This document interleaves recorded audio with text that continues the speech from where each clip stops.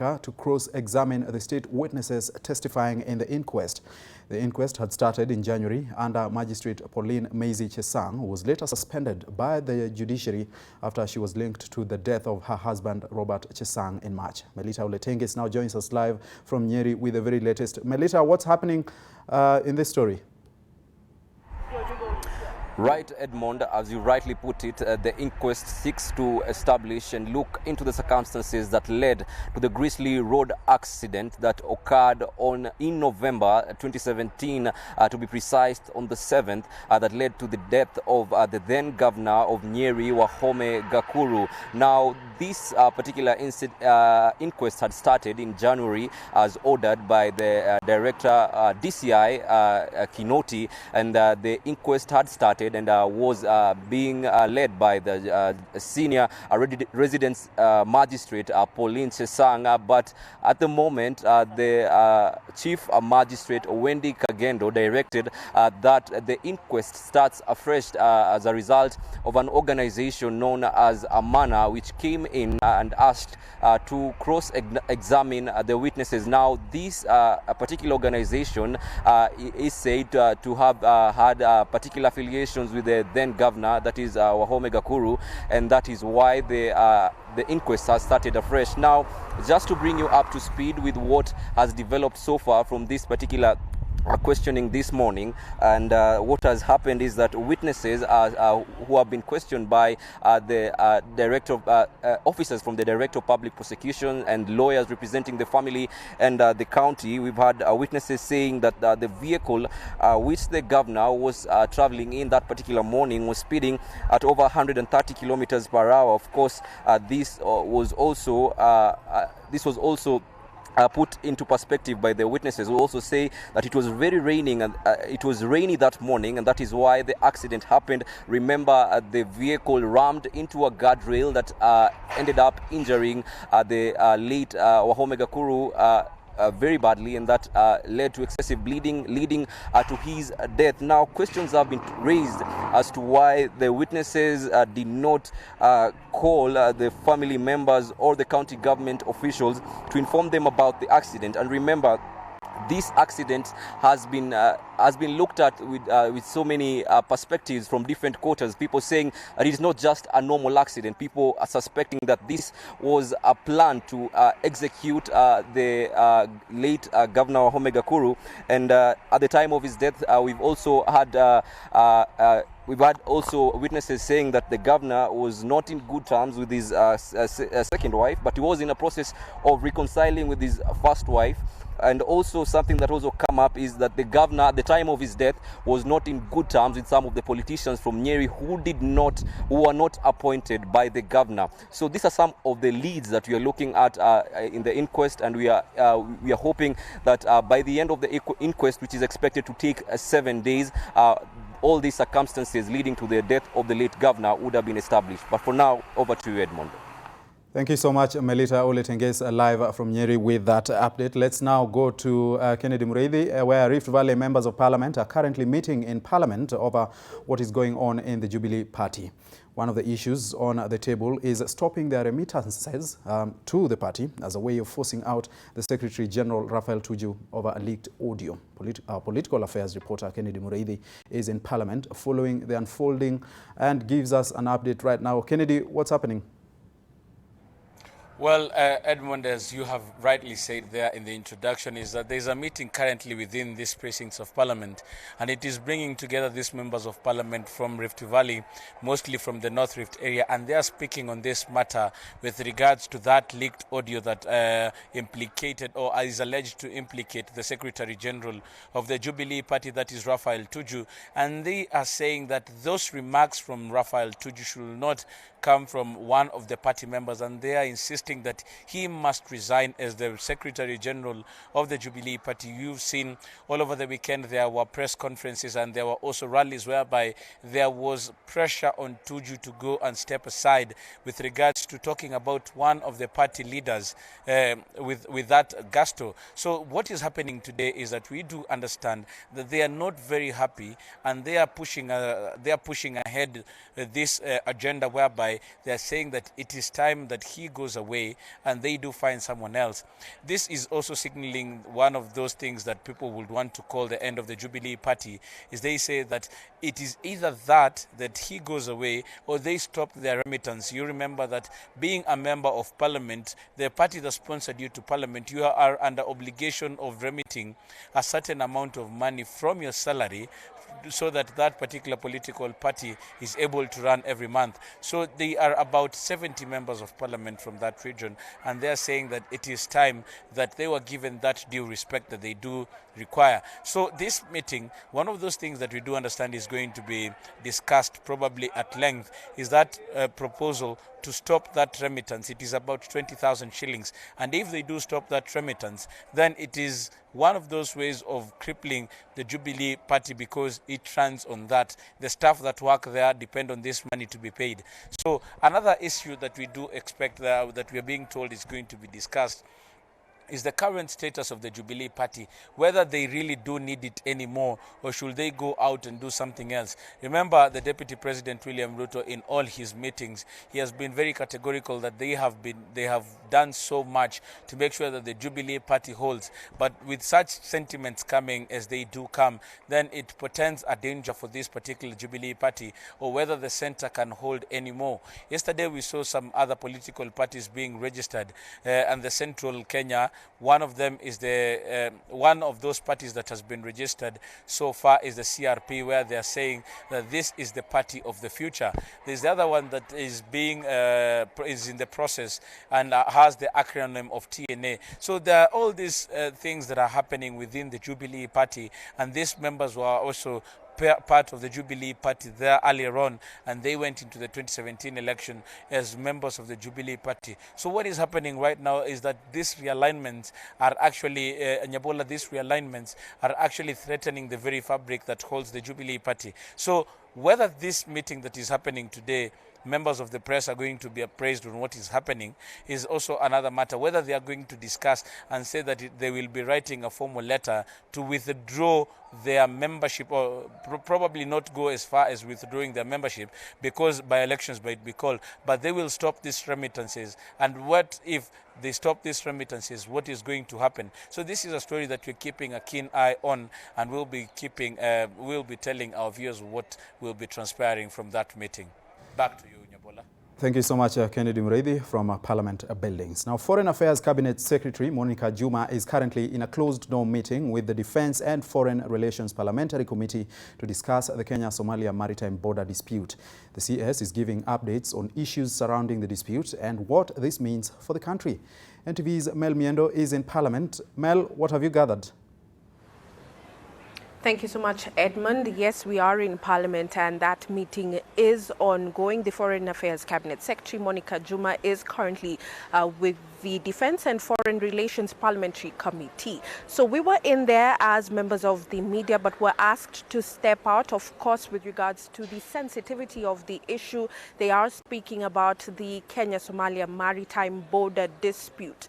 And so perhaps right after that meeting, we will be having a media briefing. The Foreign Affairs Cabinet Secretary has been speaking to the media. She was actually in a meeting early last week, or just about Monday to Tuesday thereabout, and she was speaking with the Media Editors Guild. So this is something that, of course, has elicited a lot of national interest, and so people want to understand what is going on. What we do know right now, Edmund, is that it has become a court case, and this issue will be taken in September 2019 to the International Court of Justice at The Hague in the United Kingdom. And so that is Kenya versus Somalia with regards to the border dispute. Now, one of the issues that we are expecting to hear from the Foreign Affairs Cabinet Secretary is just what this will mean for Kenya. There are fears that if Somalia has its way, then it is possible that Kenya will become a landlocked country. And so there are issues surrounding that many people are asking. And of course, from that meeting, we want to understand and get to hear that briefing from the Foreign Affairs Cabinet Secretary. Another issue, Edmund, is that why did Somalia have to go to court? This is a question that has been there that we heard is a question that was at the committee, and they wanted to get these answers. Why did Somalia have to go to court? There has been a memorandum of understanding between Kenya and Somalia. Perhaps that would have been the first method that they would have used with regards to just getting this dispute out of the way. There's also the fact that both Kenya and Somalia are members of the International Intergovernmental Authority on Development, that's IGAD, and African Union. So there are all these other methods that could have been used to cater for just getting sure that this dispute is taken care of, but they had to go to court. So we'll be going to the ICJ in September. That is actually something that has been confirmed. And so these are cases, these are issues that we'll be trying to get more information on. We have been told that there will be a media briefing, Edmond. We don't know just quite what time that will be because they're still in that meeting, but we'll definitely keep you posted. Thank you so much, Mel Miendo, for that. Now, Kenya is staring at a possible food crisis this year as more crop research agencies forecast that maize production could be hit by the invasion of the fall armyworm pest. International Maize and Wheat Improvement Center says that the pest's impact on food production in the country is expected to rise way above the given percentage recorded last year due to the erratic rains experienced this year. Last month, the Kenya Agriculture, Livestock and Research Organization, KARLO, raised alarm over what he termed, or rather they termed, as the worst invasion of the pest. In 2017, the fall armyworm cut maize production in Kenya by nearly 5 million bags, hurting farmers' earnings by as much as 15 billion shillings.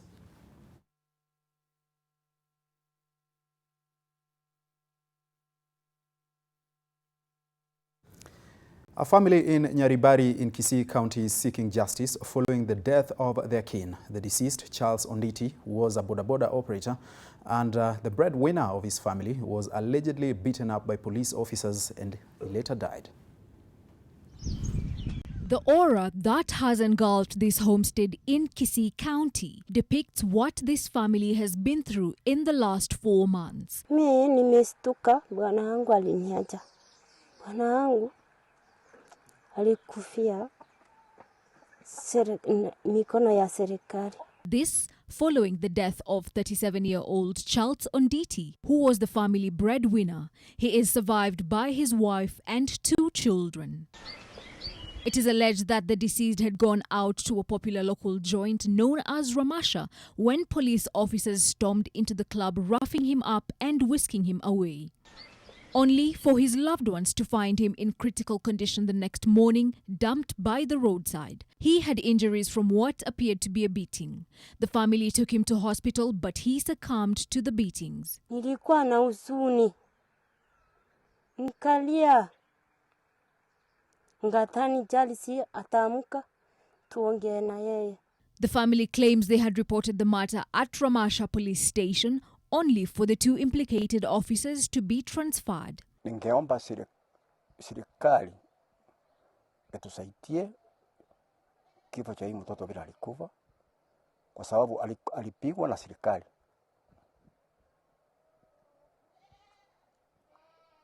Ningeomba haki itendeke.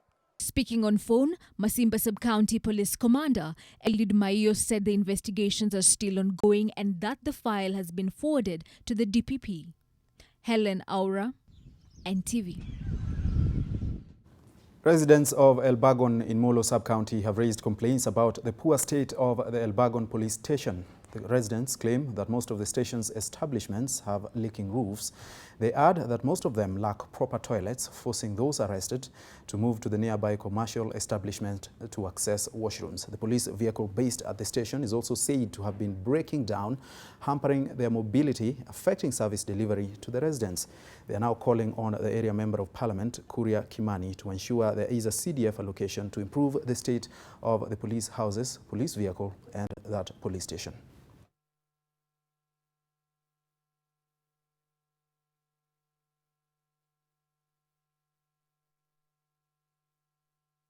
Police station ya Elbagon ilijengwa mwaka mingi na haina repair, haina lolote. Watu wakiwekwa cell wananyeshewa. Shida mingi iko kule ndani. Ni kweli tunasikia polisi wakondesha nje, lakini wafungwa watakondesha nje? Si lazima walale ndani. Na wananyeshewa, hamna choo kule ndani, hamna chochote. Hiyo ni shida kubwa sana. An elderly woman from Kenya-Somalia village in Runyenjes says she has been living in fear for eviction from her land. 60-year-old, I should say, Anisia Muringo claims that she was approached by 9 people who were in the company of police telling her to subdivide the piece of land. They claim to have bought the land from her late husband. It appears to be a well-orchestrated scheme meant to wrest land from a 60-year-old widow. Anisia Muringo says that she was not aware that her late husband had sold the family land to anyone, leave alone the 9 men that approached demanding their piece of land. Huyu mzee akaenda kwa nini akauza samba, hawezi kunieleza. Ngashindwa, ngauliza ni nini kinaendelea, akakunja nyumbani usiku na siku hiyo ingine aendangi usiku. She says that the 9 men in company of police invaded her land, subdivided it and demolished some of the structures in the process. She says they ignored a court order. Watu wengi sana makakunja na ngali siku moja. Wengi kabisa na wasikali wengi kabisa. Manakunja na taito. Ngamambia mtifanye hivi. Wacha tuchungumuche pore pore kila mtu tueleanwe hata kikuwa mzee amekuba. Hapo namwambia kunjani mzee amekuba hawezi kukunja kuchandia mimi. The widow says her family is under siege because of the value of the land and her family's lack of capacity to pursue the matter in courts. Serikali ya Kenya inisaidie kurudishiwa shamba yangu kwa sababu watoto yangu haina wako. Pandu baile magikaa haina pandu sipokuwa hapa tu. Fatma Bugu, NTV. Communication service provider Safaricom has launched an anti-fraud system to boost the security level of transactions for financial institutions in the country. The service is set to help banks, microfinance institutions and insurance firms reduce incidences of fraud targeting their customers. This is to be done by providing them with a tool that helps determine the authenticity of a financial transaction. The system will also provide financial firms with capabilities to better design their lending propositions, enhance the registration of new customers, and also in managing phone numbers linked to a customer's accounts, but which may no longer be in use.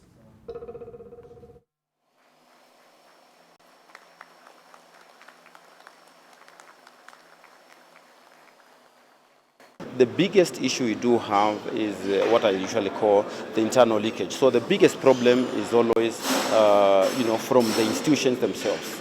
Whenever customers lose money, be it, through sins of fraud, even from banks, you'll always find that there's someone in that institution who broke rules around system successes and controls. And I think it happens in organizations. Today we're actually quite excited to launch another product that enhances security of our financial services solutions, M-Pesa, by providing the ability for financial institutions to actually check whether a SIM swap has occurred within our network for them, and to be able to actually validate that and to better provide security to our customers and to their customers as they provide financial services to Kenyans. Let's now cross the border to Ethiopia, where the funeral of the Chief of Staff of the Ethiopian Army, General Siare Mekonnen, has been held in Addis Ababa. Ethiopia's Army Chief of Staff and the head of the northern state of Amhara were killed in 2 separate but related attacks when a general tried to seize control of Amhara in an attempted coup. Mekonnen was shot dead by his bodyguard as he was coordinating the response. The killings were widely seen as an attack on reformist Prime Minister Abiy Ahmed.